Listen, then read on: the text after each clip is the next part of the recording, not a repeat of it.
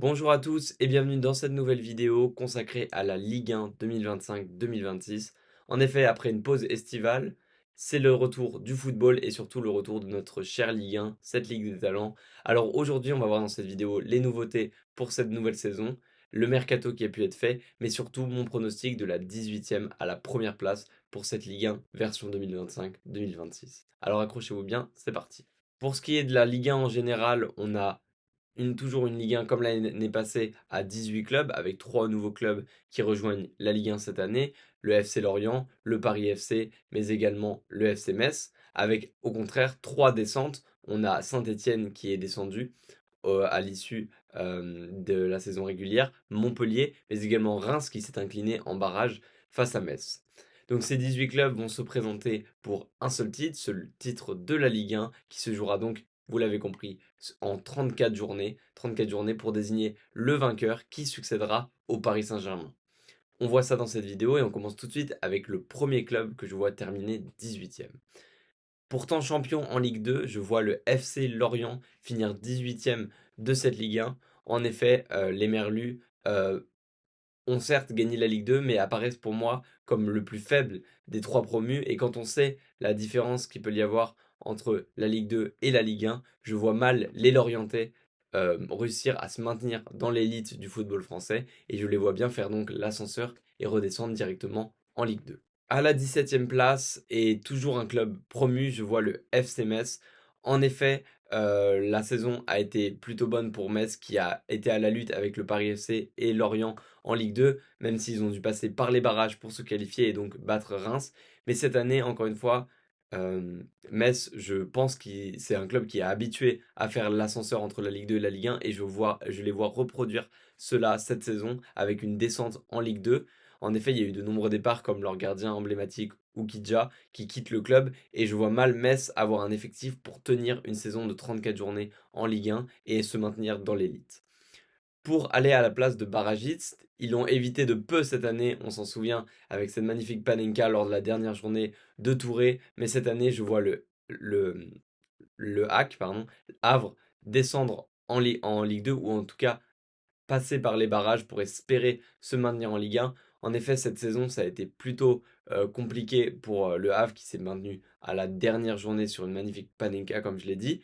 Mais ça a été plutôt compliqué. Les hommes de Didier Digard ont eu beaucoup de mal en Ligue 1, même si ces dernières saisons, à chaque fois ça passe. Mais cette saison, je les vois quand même aller au barrage et espérer se maintenir sur le match de toutes les peurs. Passé par la Ligue 2 il y a 2 ans, les Angevins étaient revenus l'année dernière et ont réussi à se maintenir de manière assez confortable et surtout assez rapidement, ce qui leur a permis de passer une plutôt belle deuxième partie de saison. C'est une saison plutôt réussie pour les Angevins, mission réussie, mission maintien. Et cette saison, je les vois finir juste au-dessus de la zone de danger et donc se maintenir à nouveau avec un effectif qui reste à peu près le même, mais surtout un très très bel effectif qui a de quoi, qui a surtout les arguments pour se maintenir en Ligue 1. Juste au-dessus, je vois Toulouse. Toulouse qui ces derniers temps s'est inscrit comme une équipe de haut de tableau. Les deux saisons passées, ils ont fini respectivement en 10e et 9e, ce qui fait que Toulouse est un prétendant au haut de tableau, mais malheureusement, je les vois un peu plus coincés cette année et je les vois terminer à la 14e place. Et juste au-dessus d'eux, je vois le Nantes qui a souvent frôlé euh, cette zone de relégation, beaucoup d'années où ça s'est joué aux dernières journées. Cette saison, je les vois se maintenir de manière assez large, mais attention au FC Nantes qui ne sera plus entraîné par Camboire. Attention à eux pour cette saison de tous les dangers. Avec Strasbourg, c'est incontestablement l'équipe qui m'a le plus surpris l'année dernière. Et donc, vous l'aurez compris, à la 12e place, je mets l'AJ Auxerre qui a réalisé une superbe saison et que je vois encore se maintenir cette année de manière assez confortable, encore une fois, entraîné par un Pélissier qui connaît parfaitement son effectif, qui sait parfaitement le gérer. Un superbe gardien Donovan Léon qui a fait une superbe performance l'année dernière sur toute la saison et qui a même reçu la note de 10 sur 10 pour son match face au Paris Saint-Germain. Donc je vois la JOCR continuer, je les vois pas aller chercher plus haut, mais je les vois se maintenir assez largement. À la 11e place, je vois Brest. Brest qui avait fait une superbe saison qui leur avait permis d'accrocher la Ligue des Champions. Ils ont fait un très très beau parcours en Ligue des Champions. Malheureusement, ça coince en barrage face au PSG et cette lourde défaite 3-0 puis 7-0 qui les avait privés d'une suite de la compétition. Mais pour autant, ils avaient su faire le taf en Ligue 1 et donc se maintenir, puisque ça faisait peur de jouer à la fois la Ligue des Champions et à la fois la Ligue 1. Pourtant, ils sont toujours là, nos Brestois, et je les vois terminer 11e cette saison. Et à la 10e position, vous l'avez peut-être sûrement attendu longtemps depuis le début de cette vidéo, mais je vois le Paris FC finir peut-être soit seulement 10e pour certains, soit oui 10e et non pas au bord de la zone de relégation.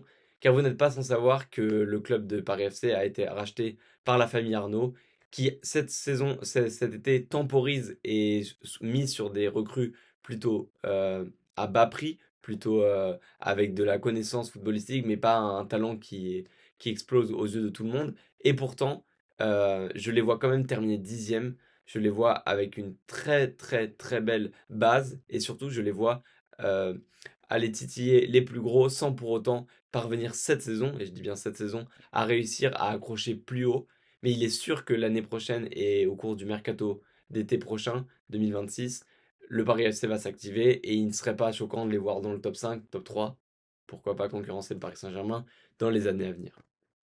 On arrive en haut du panier, en haut du classement, on rentre dans la partie haute du tableau et à la 9e place, je vois le RC Lens, auteur d'une saison plutôt mitigée la saison passée, ils auraient pu mieux faire.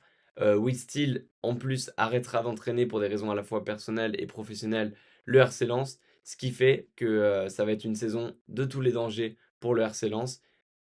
Il y a eu quand même un mercato plutôt intéressant, mais je les vois pas finir plus haut cette année. Je les vois se maintenir quand même largement et accrocher le haut de tableau sans problème. Mais je ne leur attribue pas plus qu'une 9e place pour le RC Lens. À la 8e place et auteur de la plus belle révélation, la plus belle saison surprise l'année dernière, Strasbourg qui a réussi à accrocher la Conference League tout de même. Je les vois terminer cette année 8e. En effet, il est dur d'imaginer qu'ils reproduiront la même performance, sachant qu'ils ont clairement surperformé.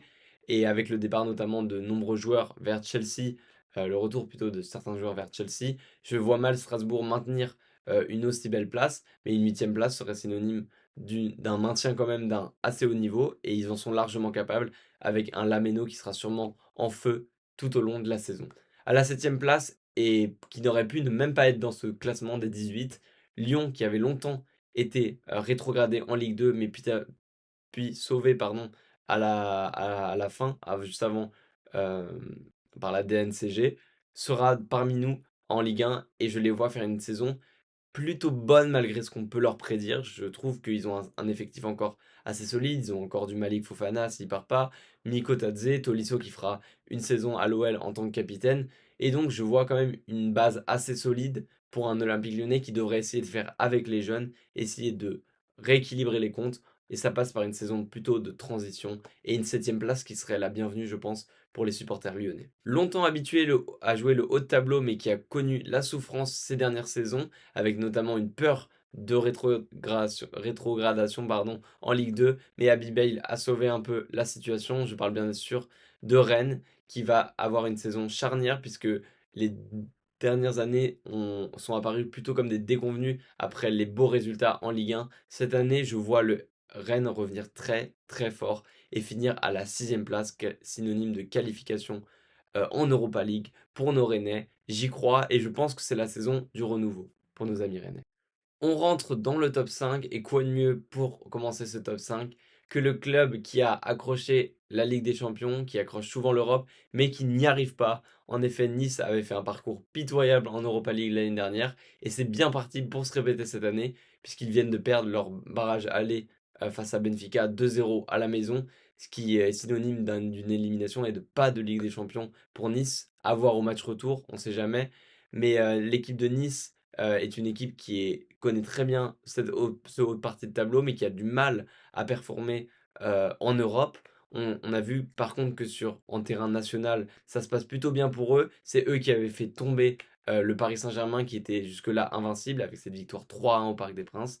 Donc les hommes de Franck Hez devront faire mieux en Europa League s'ils y vont et en Ligue des Champions si un exploit a lieu avec le match retour face à Benfica, mais doivent surtout assurer une bonne place en championnat et je ne les vois pas raccrocher avec des champions, mais bien une 5e place, synonyme d'Europa League également. Quatrième de ce classement et qui avait raté de peu la Ligue des Champions, je vois bien évidemment le LOSC, malgré les départs de Lucas Chevalier au Paris Saint-Germain, devenant le gardien français le plus cher de l'histoire, ou encore le départ de Diakité à Bournemouth qui arrange les affaires du Paris Saint-Germain avec Zabarni. Je les vois tout de même assurer une quatrième place et surtout retrouver la Ligue des Champions. Ils nous ont fait vibrer cette année des victoires face au Real, face à l'Atlético de Madrid, mais ils ont été aussi capables du pire face à Dortmund et cette défaite alors qu'il y avait largement la place pour le LOSC. Je les vois faire une belle saison, je les vois pourquoi pas faire un petit coup en Europa League, mais attention à bien gérer l'enchaînement Europa League, Ligue des Champions. Ils ont réussi cette année, alors pourquoi pas reproduire ça pour cette Ligue 1 2025-2026. Donc je mets le LOSC à la quatrième place. Vous l'aurez compris, le top 3 reste le même l'année dernière et cette année, mais je fais un petit changement puisque je vois l'Olympique de Marseille terminer troisième juste derrière. Vous aurez la surprise en fin de vidéo. Je vois Monaco finir deuxième et le Paris Saint-Germain finir premier. Je m'explique, l'OM a fait un très très bon mercato qui justement pourrait leur permettre d'assurer cette deuxième place et même pourquoi pas d'aller titiller le Paris Saint-Germain. Pourtant, je trouve que Monaco a fait un encore meilleur mercato et je trouve l'équipe de Monaco stratosphérique avec l'arrivée de Pogba en Ligue 1, Ansu Fati avec des bases qui étaient déjà solides du côté de Monaco, avec un Zakaria, un Bireit en buteur qui enchaîne les buts. Je vois donc cette équipe de Monaco un peu plus solide que Marseille et surtout mentalement, c'est là que ça peut faire la différence. Je vois Monaco tenir sur la durée et pourquoi pas titiller le Paris Saint-Germain jusqu'au bout, même si je ne les vois pas tenir sur 34 matchs face à un Paris Saint-Germain qui, surtout dans les affrontements directs, sera présent avec l'équipe type et normalement devrait l'emporter. C'est pour ça que je place Marseille en troisième position, assurant une nouvelle fois la Champions League. J'ai hâte notamment de les voir en Champions League, de les voir comment ils vont gérer ces matchs le week-end entre les matchs de Ligue des Champions. On sait que c'est parfois une difficulté du côté de Marseille.